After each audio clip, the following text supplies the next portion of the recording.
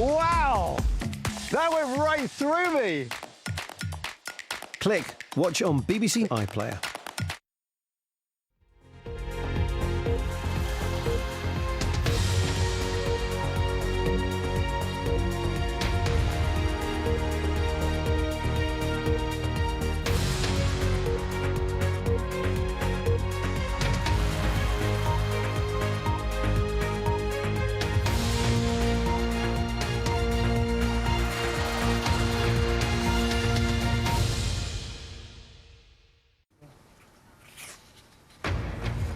Live from London, this is BBC News.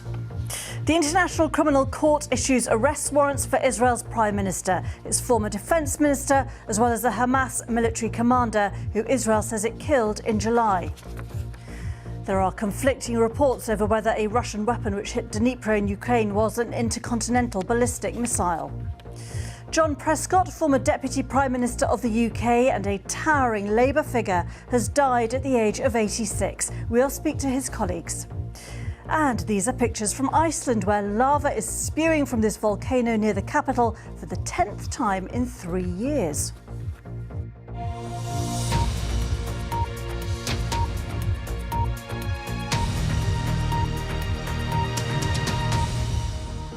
Hello and welcome to Verified Live.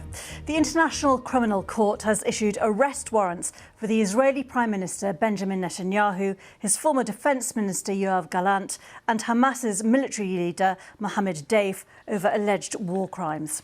Well, the ICC said there were reasonable grounds to believe that Mr Netanyahu and Mr Gallant each bear criminal responsibility for what it called the war crime of starvation and the crimes against humanity of murder, persecution and other inhumane acts. Well, the Israeli Prime Minister reacted angrily to the news, accusing the court of anti-Semitism and saying Israel would not be deterred from achieving its war aims in Gaza. The ICC has also issued a warrant for the arrest of the Hamas military commander Mohammed Deif, a key architect of the October the 7th attack, in which more than 1,200 people were killed and 250 abducted. Israel said it killed Deif in an attack earlier this year. Well, our correspondent in The Hague, Anne Holligan, told us there are two main charges against Netanyahu and Mr Gallant being considered by the ICC's pre-trial chamber. That's the use of, they say, starvation as a weapon of warfare and also directing attacks against the civilian population.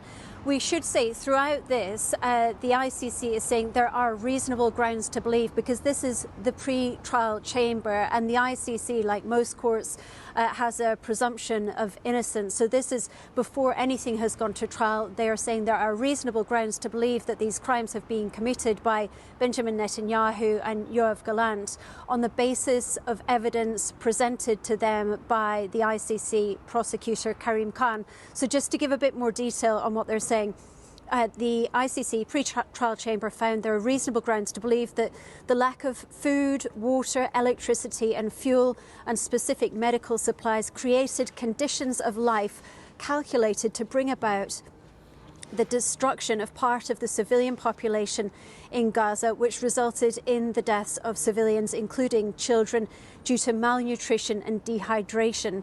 It goes on to say the chamber assessed that there are reasonable grounds to believe that Mr Netanyahu and Mr Gallant bear criminal responsibility as civilian superiors for the war crime of intentionally directing attacks against the civilian population in Gaza, despite having measures available to them to prevent or repress the commission of these crimes.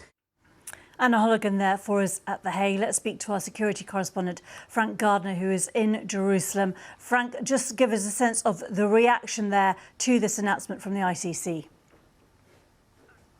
Absolutely furious on the Israeli side, welcomed by Palestinians across all spectrums. So the Israeli reaction, I think, has been fairly predictable, because they always rejected this idea that Israel was in any way culpable for these alleged crimes. But one of the first people to react was President Herzog, Isaac Herzog, who said that this was a black day for humanity. He accused the International Criminal Court, of double standards, and has the West learned nothing from the crimes of the Nazis and the way the Allied victory. The Allies achieved victory over the Nazis. The Prime Minister's office has called it fake and absurd. But from the Palestinians, it's been welcomed both by Hamas officially and Islamic Jihad, the two main militant Islamist organizations in the Gaza Strip, and also by ordinary Palestinians who want to see some kind of accountability for what they say is an ongoing assault against the civilian population there. I think it is worth reminding our viewers that while all of these words were being prepared by both sides, the war in Gaza goes on. And in the last 24 hours, according to authorities there, more than, or at least 100 people have died, mostly civilians, in airstrikes, primarily in the north of the Gaza Strip, around Beit Lahia and in that vicinity. Now, Israel says it's going after Hamas command and control centers and the remnants of Hamas, but it does seem that civilians are bearing the brunt of this conflict, which more than 13 months on is still going on amid horrendous conditions there. And Frank, can you just bring us up to date with what has been going on in Gaza too on the ground?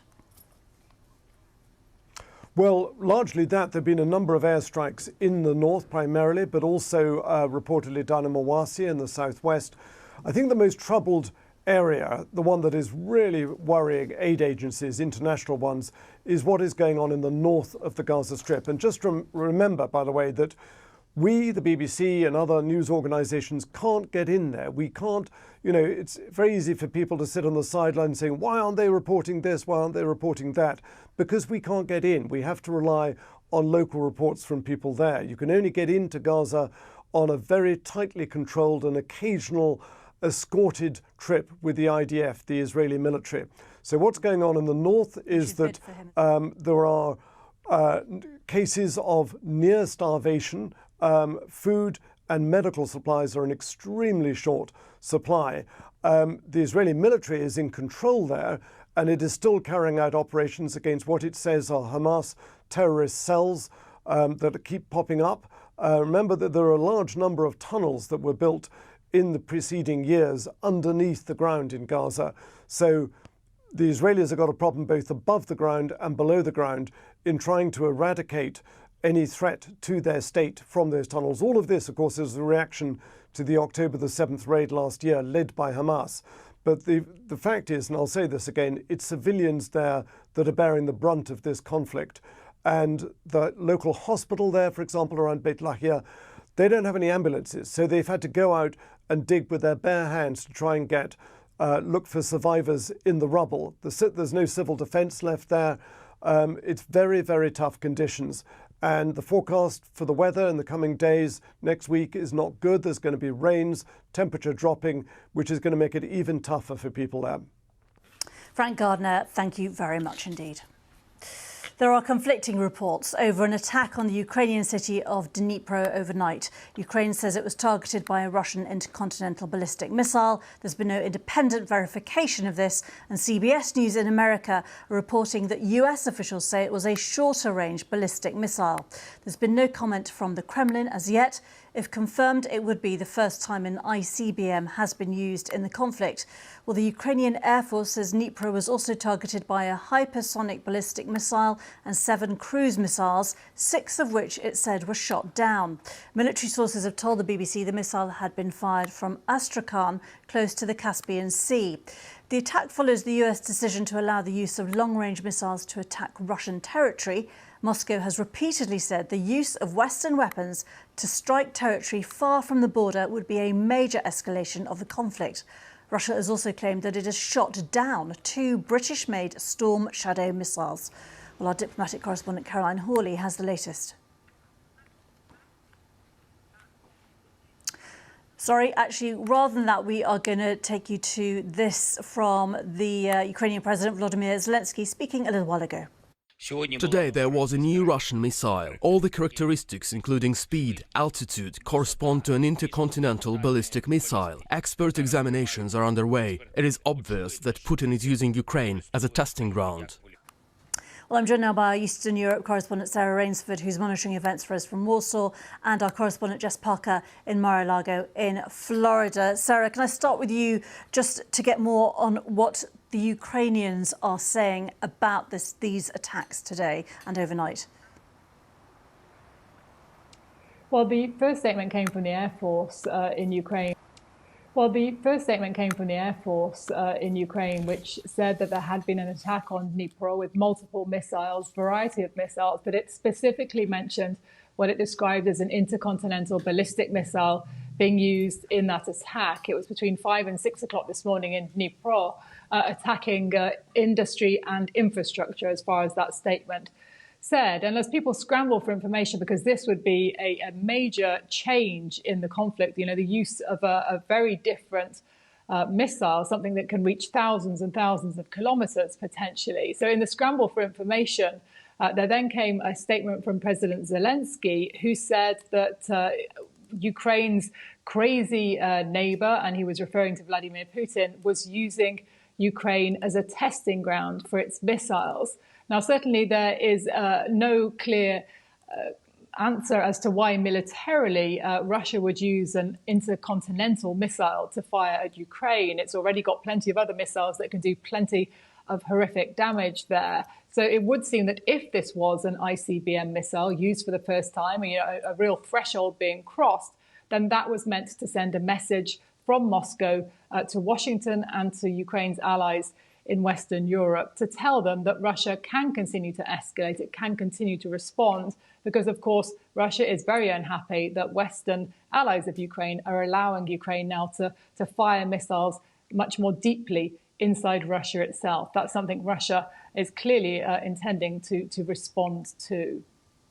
And Jess Parker in Mar-a-Lago in Florida, can you give us the latest on what we're hearing on this from the US?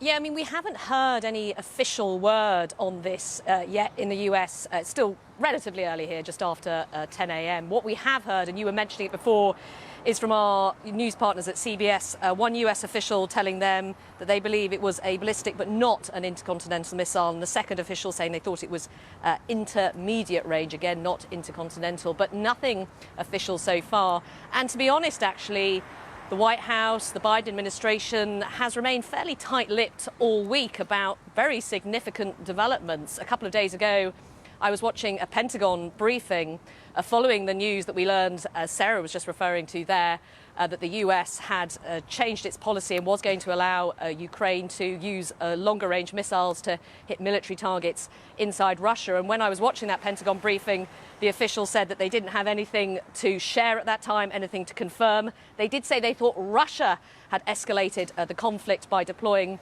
North Korean troops around the Kursk region, where, of course, Ukraine's been staging its incursion. It also said, though, the Pentagon official, they didn't have indications that Russia was preparing to use nuclear weapons in Ukraine, and added that the US was not at war with Russia. I think overall, though, it's interesting to see, we've seen some policy changes, of course, this week from Joe Biden on landmines as well. Joe Biden only has a couple of months left now in office before Donald Trump, who has his HQ here in West Palm Beach, or Palm Beach. We're expecting potentially a very different type of policy and approach towards this war by a Donald Trump presidency. OK, we will leave it there. Sarah Rains for Jess Parker, thank you both very much indeed. Well, I'm joined now by Justin Crump, military analyst and former British Army officer. Justin, thanks for being with us. There's been a slew of conflicting messaging, hasn't there, in the last few hours on what this strike by Russia was. What's your analysis from the information that you've got? I mean, a lot's still breaking in here on the East Coast of the US. Of course, people are just grappling with this now, having woken up to that wonderful headline this morning. You immediately see, Russia uses ICBM against Ukraine, and you sort of know it's going to be a very busy day, I think, here in Washington. The US getting to grips. The line, I think this was it was a ballistic missile. It's not an intercontinental one. It's a matter of range and size and capability. But I think regardless of anything, this is obviously seems to be a signal from Russia in relation to the escalation we've seen over the last few months in particular, and obviously the last week in particular. And I think that's the key thing here. I think regardless of what precise weapon was used, I mean, the intent was obviously to mean that we were having these conversations. And of course, people very alarmed by this. Russia's been using the spectre of nuclear conflict throughout the whole war in Ukraine, really, to try and get the US and the West to not support Ukraine. It's the big trump card they have that other nations don't. So this is obviously playing to that rhetoric, and that's the key thing we know at the moment, I think. Why is there this confusion, though? Because Ukraine has talked about, well, we've heard sources talking about it bearing the characteristics of a longer-range missile. Did Ukraine jump the gun without definitive proof, or is it just a question of time before we know? Yeah, I mean, first of all, in these situations, it's always a matter of time, and many things that have happened in this conflict remain, officially unexplained or kept somewhat obtuse. I think without doubt, this is a more capable weapon system that was used as a signal. I think that's the important thing. And an ICBM is obviously a very long-range missile. Intermediate range missile is a shorter range missile. It seems to have been fired at comparatively short range. So one would argue it's kind of hard to be definitive exactly. Was this a missile fired to the maximum extent of its short range, or was this a very long-range missile fired at the short end of its range? It would look pretty similar. So I think until people can really examine everything, we won't know precisely. Again, so the key element I think we do know is that this is obviously a message. It's obviously something unusual and alarming at this stage. I think Ukraine's right to highlight that. I think ICBM versus IRBM is a matter of degree, really. The point is the message that Russia is sending. So analytically, I'm slightly unconcerned as to exactly what it was. Russia has plenty of things it could fire that it hasn't used, that it can use to send this message, and it sort of doesn't matter which one it was, really, I think, in that regard. And we shouldn't let the precise definition distract from the messaging that's going on here. It does matter, though, doesn't it, for Ukraine to be accurate in this war when lots of people will be very concerned about escalation and wanting to know exactly what's happened without any distraction of misinformation or exaggeration. I think that's a fair point, and in that regard. And yeah, potentially using the word ICBM, if it's then seen to be too alarmist, will play into those that oppose Ukraine's hands. So I do agree with that point. I think that's very fair. But but to say, I suppose it sort of is less dramatic to say, well, they've used some sort of new ballistic missile against us we haven't seen used before, and that is alarming. Probably wouldn't serve the same ends, but as you say, it then backfires if it's not an ICBM. But that's a technicality as well, if you know what I mean. I think that's why I say it shouldn't distract from the fact that Russia's sending a message. And in fact, that debate around it probably distracts from the real implication for Ukraine, which is attempts to drive away Western support. And it will settle down, I think, in the coming days. We know more about it. And whether or not, of course, we see further actions by Russia, this isn't alone. And obviously, they are reacting to the final authorized use of Western systems inside Russia itself that we've seen. That's been something that Russia has long feared, and it's going to send a lot of signals back about how unhappy they are. The question is how far those really go.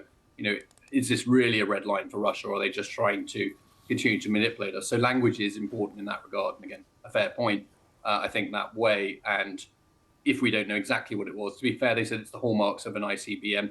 It is quite hard to tell. And there are issues around using those longer range missiles. Russia is, of course, meant to warn the US 24 hours in advance, same as we would do. And in theory, China, but if it's not going in China's direction, I don't think they have to warn them. And of course, if Russia didn't give a warning before firing a long-range missile, that's actually pretty severe because it shows that the rules of the game are changing. Justin, just very finally, briefly, if I can, it's being reported that the Russian ambassador to the UK, speaking to our colleagues at Sky News, said that Britain and the UK is now directly involved in this war because this firing, talking about the Storm Shadows, I imagine, cannot happen without NATO staff, British staff as well. This is because obviously British long-range missiles were used inside Russian territory this week. What do you say to that? They've always been saying this. I mean, Storm Shadow has been used in this war a number of times. I mean, Russia regards the territory it seized in Ukraine as Russian. It definitely regards Crimea as Russian. Storm Shadow has been used against Crimea. Russia made these statements then. Really nothing's actually changed in many ways. But again, Russia will push all these messages to say, well, that's it, you're just entering the conflict. And of course they're going to say that because they want us to be scared and stop helping Ukraine, because that is the way that Russia wins. So of course they're going to say that. But they face Storm Shadow a lot of times. They also say at the same time they're not worried about it because they can shoot them all down. So they need to pick a lane, I think. Are they worried about it or are they not worried about it? Justin Crump, many thanks indeed. Around the world and across the UK, this is BBC News.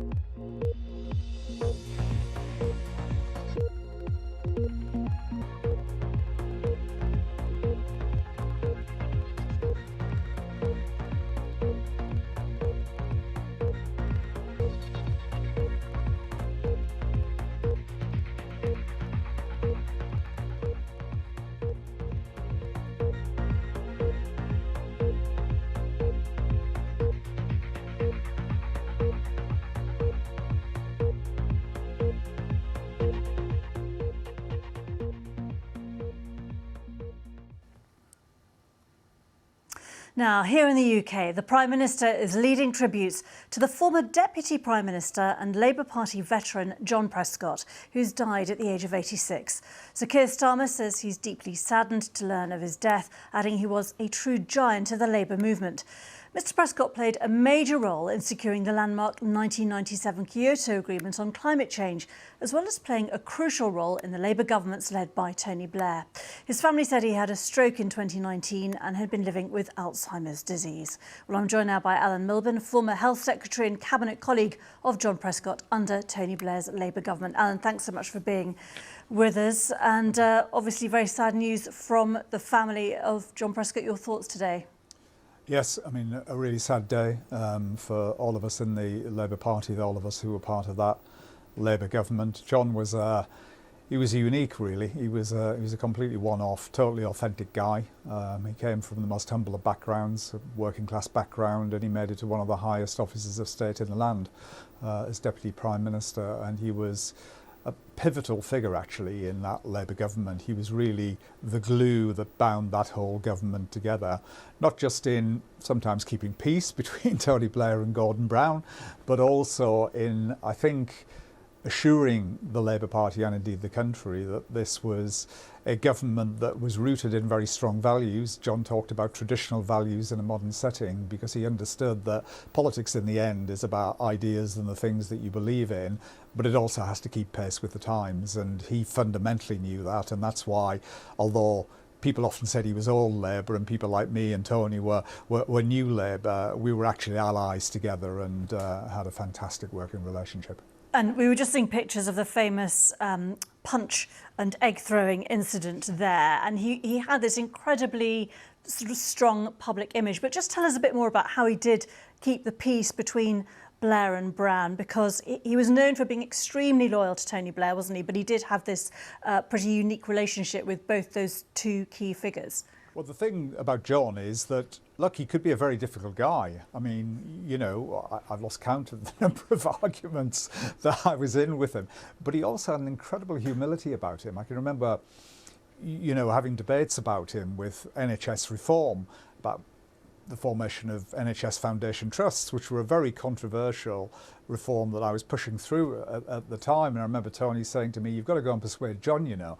And I was thinking that this is going to be pushing water uphill, and we had these debates in his office and arguments, and at the end of it, having started out opposing it, he said to me, "You know, you're probably right and I'm probably wrong, because I can often be wrong about these things," which is a very humble thing for a politician with very strong views, which John had, to say. And I think with Gordon and with Tony, he could just be very direct, but he was also very humble in recognising that these were two towering figures who sometimes were in conflict with one another, but in the end, they were all part of the same government, and we were trying to do our best for the country. And John really sort of bound it together in that way, I think. And was Tony Blair, in a way, not in awe of John Prescott, but properly respectful of the fact that he had this very particular position of strength within the Labour Party? As you said, you know, during those policy debates, I mean, in terms of not deferring to Prescott, but obviously realising that he did have to bring him on board. Yes, I mean, John was always somebody that you had to listen to. I mean, he was very, as I say, very direct, pugnacious, as you rightly say, occasionally punchy. But he was a direct guy. He, you know, sometimes expressed things, as people would say, clumsily and so on. But he had meaning behind what he said. He had intent. Everybody respected him. And I think Tony, it wasn't a question of looking up, it was a question of respecting somebody who, if you like, came from a different tradition within the Labour Party. John grew up through the trade union movement. You know, Tony didn't. He understood that section of the Labour Party and the Labour movement much more than Tony did. And so he brought something absolutely, literally to the party that was unique.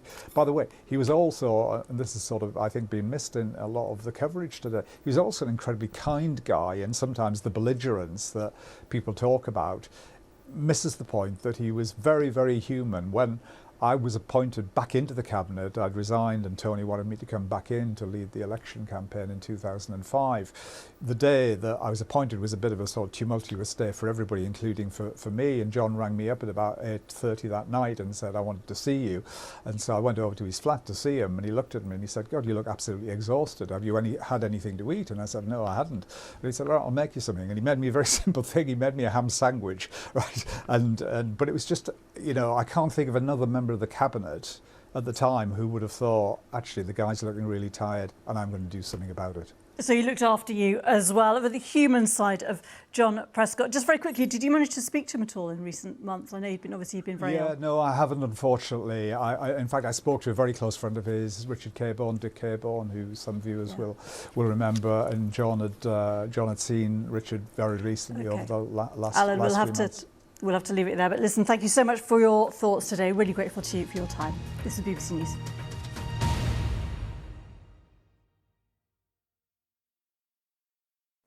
Hello there. The next named storm of the season is going to bring a significant change in the weather for this weekend.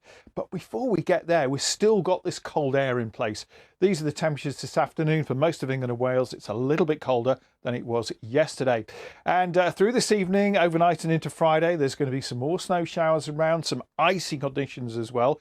Most of the snow falling inland across northern and western Scotland. Sleet and snow showers, though, for Northern Ireland, over the Irish Sea into Wales, northwest England, through the Midlands and towards East Anglia. And whilst it's going to turn dry in the southwest here, it's likely to turn icy as well, because there will be a widespread frost. Could again be down to -10 in parts of Scotland.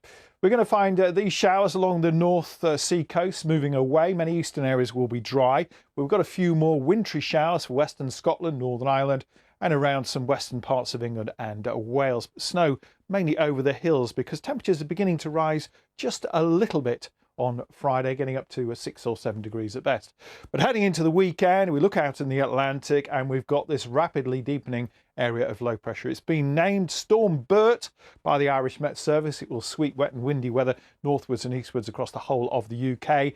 Into the cold air, though, we could well find a lot of snow falling across this part of Scotland. Icy conditions, hence this Met Office amber warning. Could well find some snow for a while in northern England, particularly over the hills and through the Vale of York.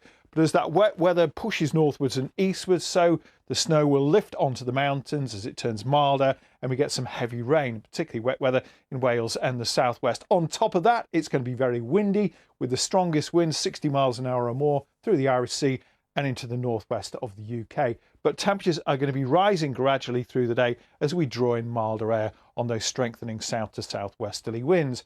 There's our storm, Storm Bert, still around through the second half of the weekend, sitting close to the northwest of the UK. That weather front is going to bring some rain, which will become confined more to the southeast of the UK. But across the northwest, close to the storm, here we've got those winds gusting 60 or 70 miles an hour and lots of heavy, perhaps even thundery showers as well. Mildest weather in the southeast, otherwise temperatures are going to be a little bit lower.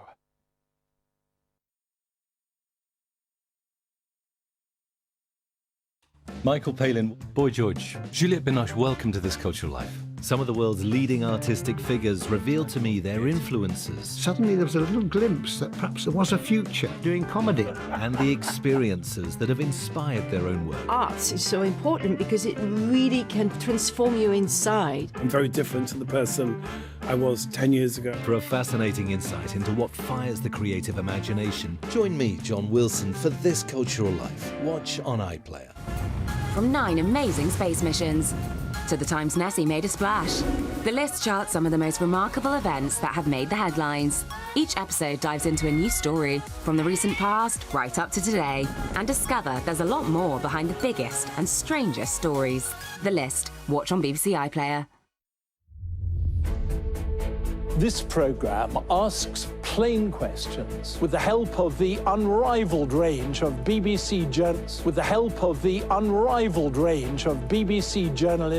right across the world, and gathered here in this building.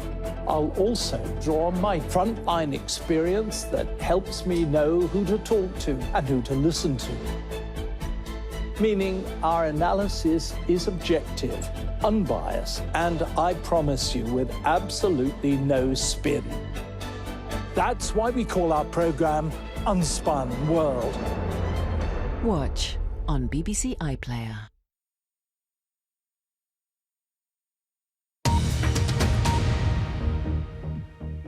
This is BBC News, the headlines. The International Criminal Court issues arrest warrants for Israel's Prime Minister, its former Defence Minister, as well as a Hamas military commander who Israel says it killed in July. There are conflicting reports over whether a Russian weapon which hit Dnipro in Ukraine was an intercontinental ballistic missile. Gautam Adani, one of the world's richest men, is indicted in the US over an alleged multi-million-dollar bribery scheme. And these are pictures from Iceland, where lava is spewing from this volcano near the capital for the 10th time in 3 years. Hello, I'm Geeta Guru-Murthy. Much more coming up for you, including more on Ukraine. But let's catch up, first of all, with all the sport.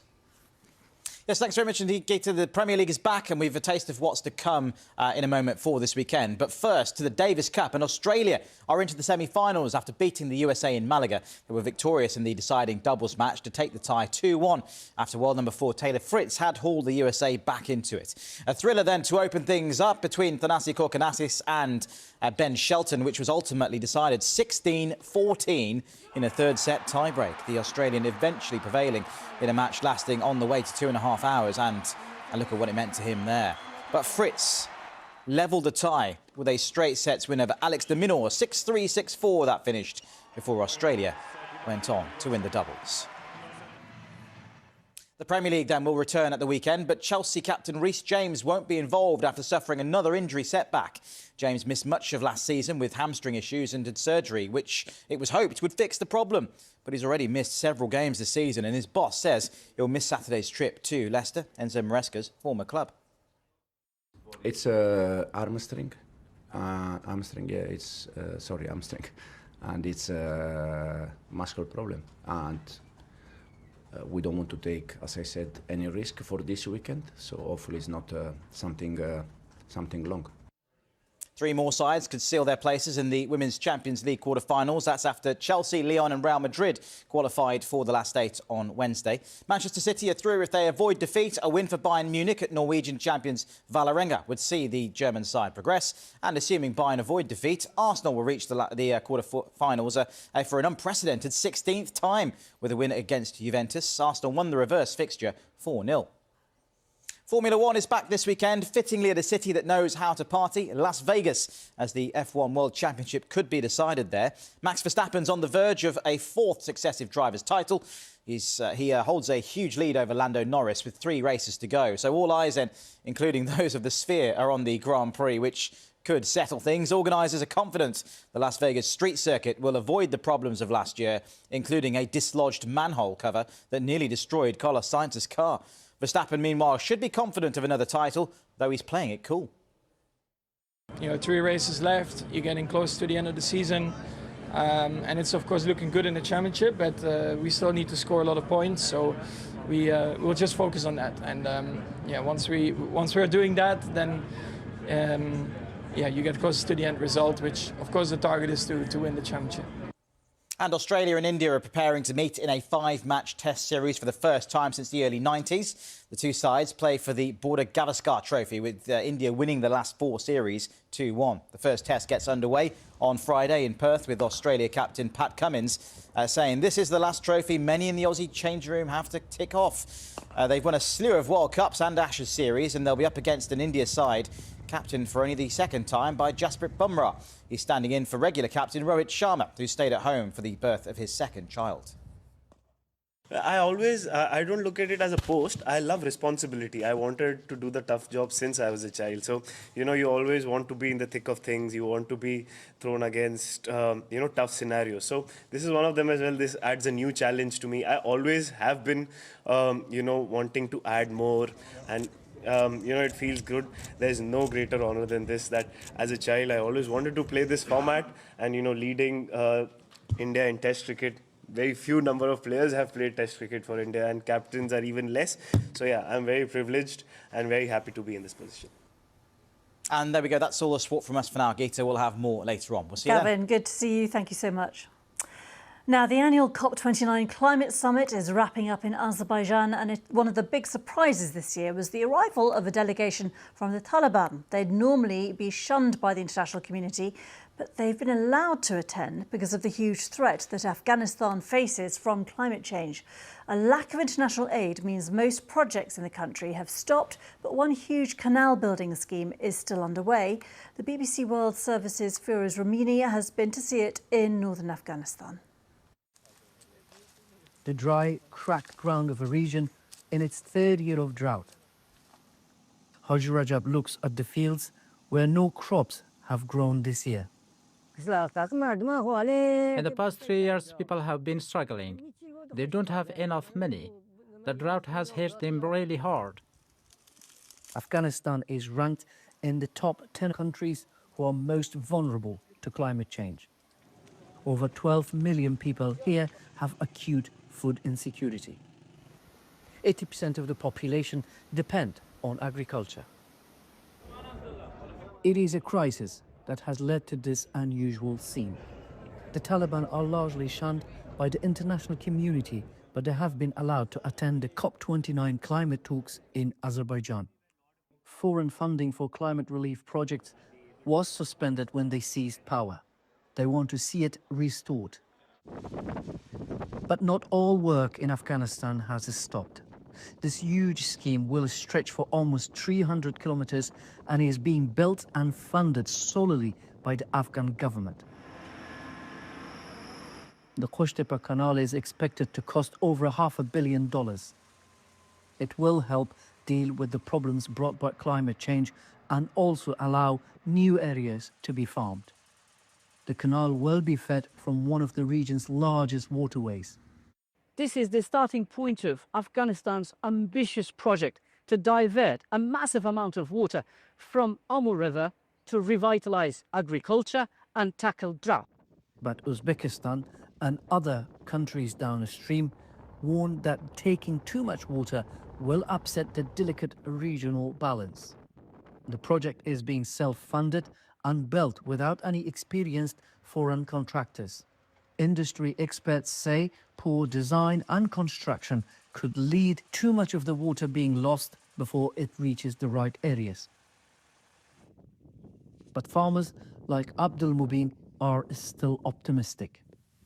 Even before the canal is completed, he is using some of the groundwater it has collected to farm this once dry land. I want to build a house here for my family because we will have water. We plant and cultivate everything we need in this land, from tomatoes to fruits and even oilseeds. Whether it is a success or failure, this massive project will have a huge impact on Abdul Mubin and many people like him across the region. Firoz Rahimi, Kaldar district in northern Afghanistan. Let me just take you back to our top story in the ICC arrest warrants for senior Israeli leaders, including Benjamin Netanyahu and his former Defence Secretary Yoav Gallant, and a Hamas commander who Israel say they have killed. Well, the reaction that we've just had from the US, from the NSC, National Security Council, is saying that the United States fundamentally rejects the court's decision to issue arrest warrants for senior Israeli officials. We remain deeply concerned by the prosecutor's rush to seek arrest warrants and the troubling process errors that led to this decision. The United States has been clear that the ICC does not have jurisdiction over this matter. In coordination with partners, including Israel, we are discussing next steps. So we've had that from our DC bureau, our Washington bureau, with the US government, the Joe Biden-led government, fundamentally rejecting the decision of the ICC to issue arrest warrants for Benjamin Netanyahu and Yoav Gallant, the former defence minister. And of course, the United States, in any case, is not actually a signatory to the International Criminal Court. We're going to get more reaction, of course, on that story in the next hour. Signatory to the International Criminal Court. We're going to get more reaction, of course, on that story in the next hour. Now, one of the world's richest men, Indian billionaire Gautam Adani, has been charged with fraud in the US. Adani has been accused of orchestrating a $250 million bribery scheme, concealing it to raise money in the US. Shares in Adani Group companies have fallen sharply. Our business correspondent in India, Archana Shukla, gave us more. It's a $200 billion ports to renewable energy to coal company with, businesses spanning across. And in fact, Adani is one of the important players and big players in the green energy space with the Indian government's ambitions to take the green energy, targets ahead for India. So certainly all the eyes are there. But at the same time, it's a company that has been under a lot of criticism and question for its proximity to Prime Minister Narendra Modi, where political opposition has been calling for a joint parliamentary probe into some of the scams that have, been named on the Adani Group, also including the Hindenburg report. And definitely this, the additional fraud charges coming in now are adding to the political storm in India. So both on the economic and the market side, as well as on the political side, this news is, is creating a lot of ripples in India. Archana Shukla there. Let's get more now on the news from Ukraine. A US official has told CBS News that the missile fired overnight that hit Dnipro was a ballistic missile, but not an intercontinental ballistic missile. Ukraine's Air Force has said the eastern city of Dnipro was targeted by a Russian intercontinental ballistic missile, which would have been the first time such a weapon had been used in the war. Well, amidst this confusion, this comes, of course, after Ukraine used US long-range missiles, as well as reports of British-supplied missiles, to strike targets inside Russia, something that Moscow had warned it would consider as an escalation. With me is our reporter Olga Malchevska, who's been looking at the response in media terms in both Ukrainian and Russian output. Olga, just tell us, first of all, how the events are being reported in the Ukrainian media. Well, first of all, in Ukrainian media, they started to report about it quite early in the morning, around 8 a.m. UK time. There were articles in the Ukrainian media, let's say, if we can show it on screen. Ukrainska Pravda, one of the key Ukrainian media outlets, reported that there was an attack that Russia used intercontinental ballistic missile, and that they were referring Ukrainian defense forces. Now, the Ukrainian defense forces, we can also see them on the still, in their official Telegram channel, were saying exactly the same, that it was that type of missile, and that the Russia used it to target Ukrainian city of Dnipro. Now, the later media were also discussing it with the angle that that missile was capable of carrying the nuclear weapon, and that part of the sentence was also quoted in Ukrainian media quite high, because people obviously are worried about it. And a day earlier, Ukrainian media also published a lot of analysis, basically anticipating that something like that might happen and what to expect and what kind of missile is that.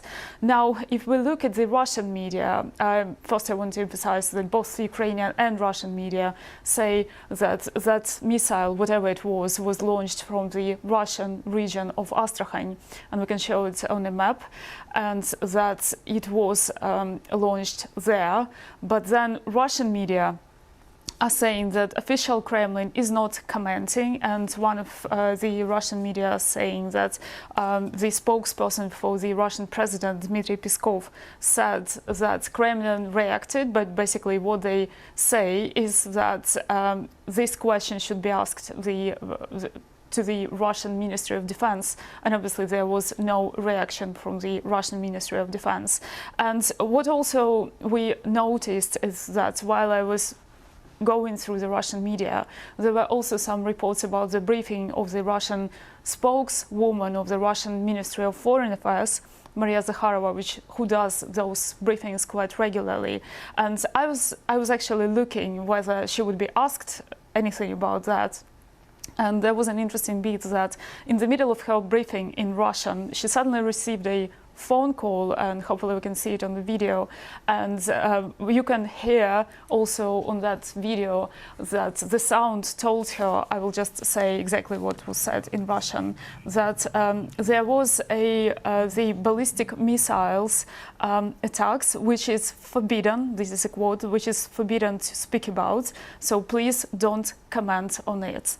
And then she said thank you, and finished the call and carried on with the briefing, obviously changing the topic to other questions. Okay, well, Olga, we will leave it there, but there is still confusion at the moment as we are speaking about what kind of missile was indeed struck, but it's very good to get a sense of what the Ukrainian and Russian media are talking about at the moment, so thank you very much indeed for checking all of that for us. Now, 20 people have been arrested as part of an international operation targeting a criminal gang alleged to have smuggled at least 750 Syrian migrants into the UK and Germany. The National Crime Agency has described the gang as one of Europe's most significant people smuggling networks. The group is believed to have been active in more than 20 countries, charging migrants up to £10,000 to get them from Syria to the UK or Germany. 6 people have been arrested in Serbia, 6 in Austria, 4 in Germany and 3 in Bosnia and Herzegovina. An Iraqi man was detained in Wolverhampton. Around the world and across the UK, this is BBC News.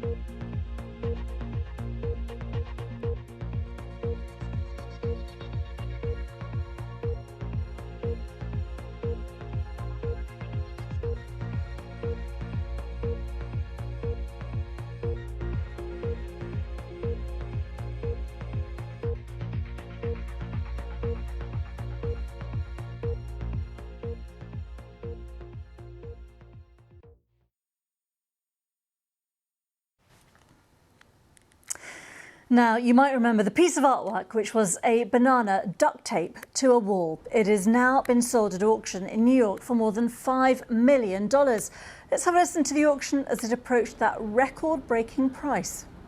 At $5 million, don't miss this opportunity, it's going to go, and it's going to go fast. At $5 million, here it is. Are you bidding, madam? At $5 million for the banana, here it is. Only at Sotheby's. These are words I never thought I'd say. $5 million for a banana. It's your expensive banana, Jen, and the hammer is coming up. This is it. Final time. Carly, don't let it slip away. Let us know what you think about that. Now, the long list for the BBC's Sound of 2025 has been revealed, showcasing some of the biggest new names in music. Now in its 23rd year, the list has predicted success for artists including Adele, Billie Eilish, Stormzy, Lady Gaga and Sam Smith. With me is Lola Schroer, and the presenter of the catch-up on BBC Three. Thank you, Lola. You've been looking at this. So just tell us, first of all, what is this, the Sound of 2025? What does it celebrate? So it celebrates rising artists, which BBC Radio 1 think is going to have the most mainstream success in the next year.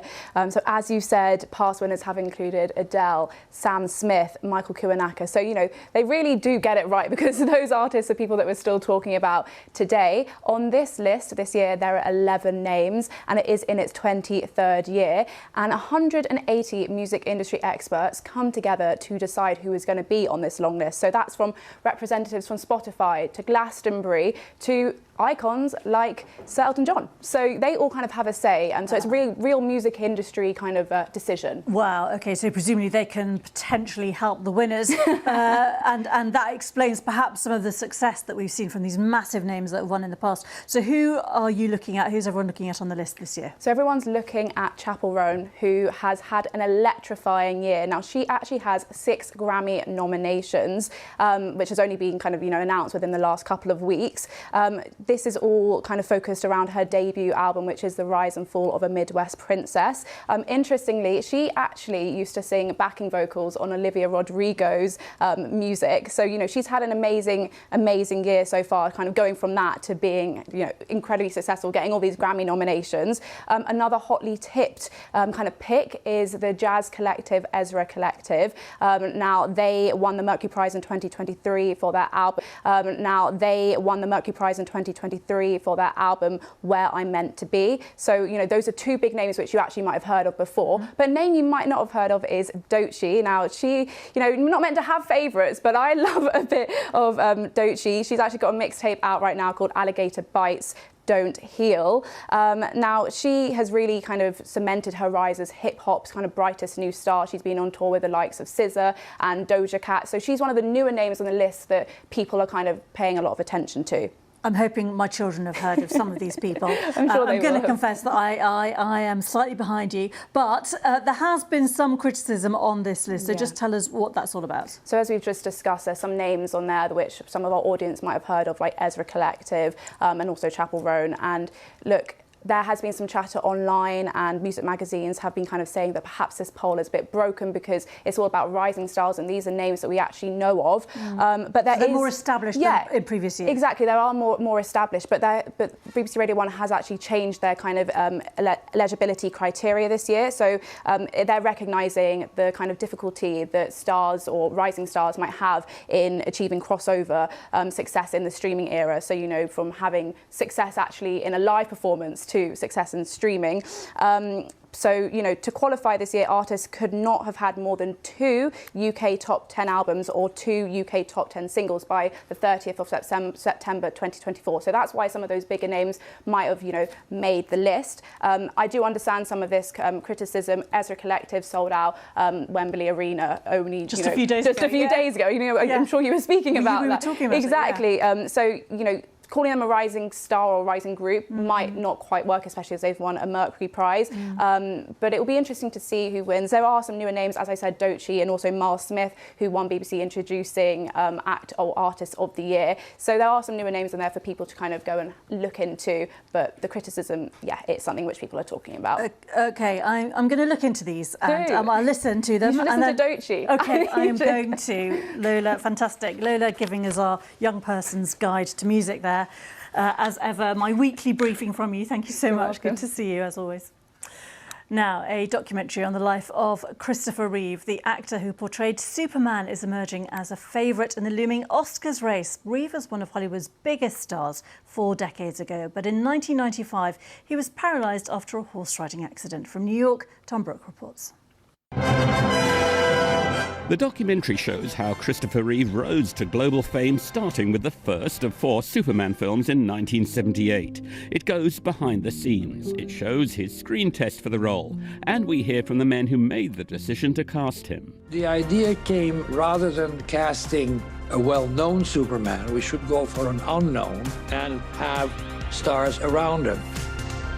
But with the involvement of 3 of Reeve's now adult children, the documentary, which makes extensive use of archive and home video material, explores what happened to this Hollywood star when he almost died after a horse riding accident in 1995.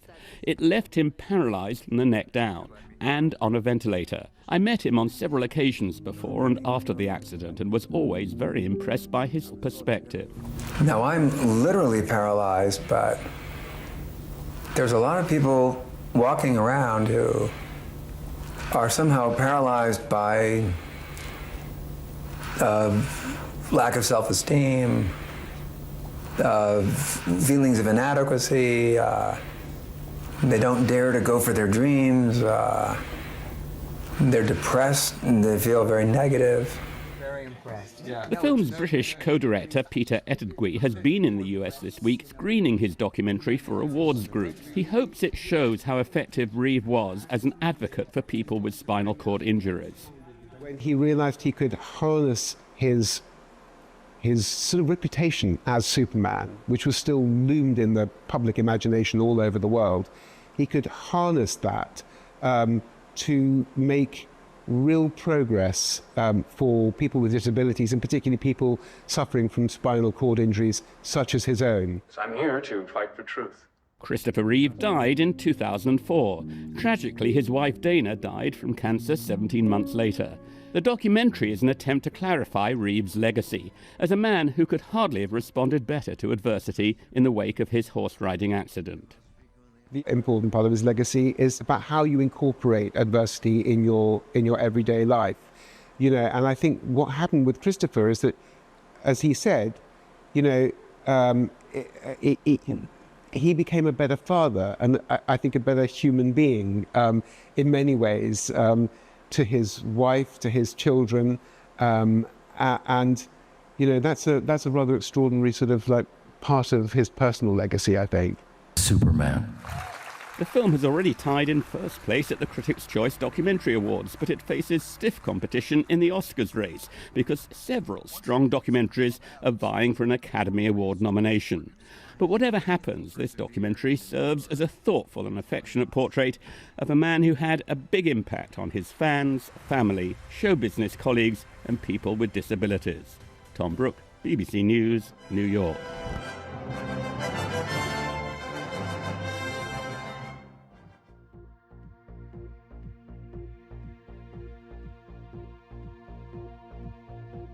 Rumeysa Giligo, a researcher from Turkey who's 2 meters and 16 centimeters tall, which is over 7 foot, towers over Jyoti Amge, an actor from India who's 62.8 centimeters tall, which is 24.7 inches.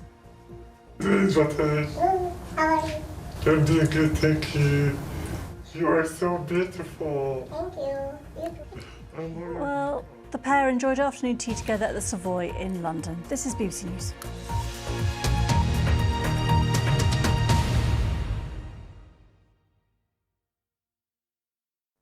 Hello there. The next named storm of the season is going to bring a significant change in the weather for this weekend. But before we get there, we've still got this cold air in place. These are the temperatures this afternoon for most of England and Wales. It's a little bit colder than it was yesterday.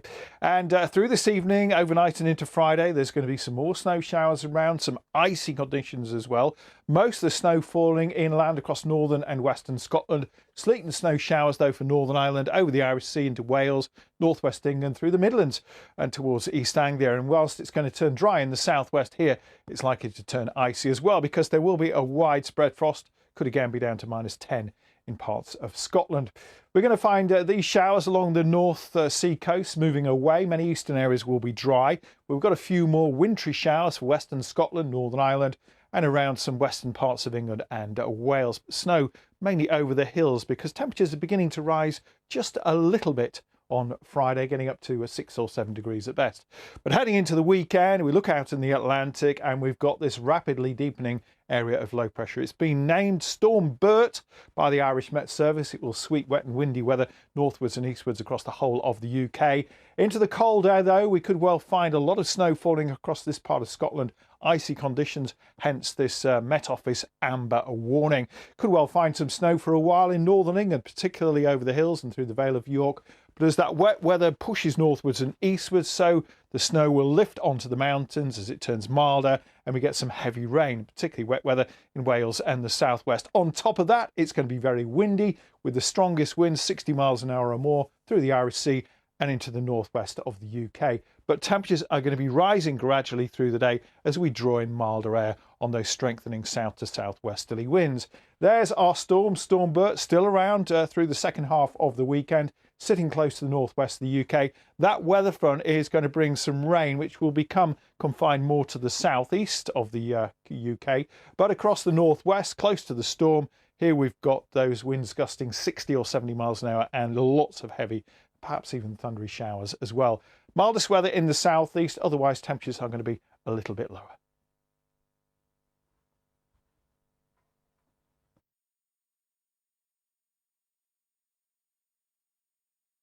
The art of good conversation is to say the right thing at the right time and in the right way. You have to be original, sympathetic, encouraging, and also keep an open mind. And you really do just need to sit back and listen. Katty Kay meets with legendary Olympic champions to find out what it takes to reach the top. Influential with me, Katty Kay. Watch on BBC iPlayer. Travelling can be so much more than a holiday. It's about diving headfirst into new experiences. And seeing the world with fresh eyes. Where each destination tells a unique story. And every encounter brings a new perspective. Because all of these amazing places are made so much richer by the people who live in them. So unleash your spirit of adventure. And join us for a deeper understanding of the world. The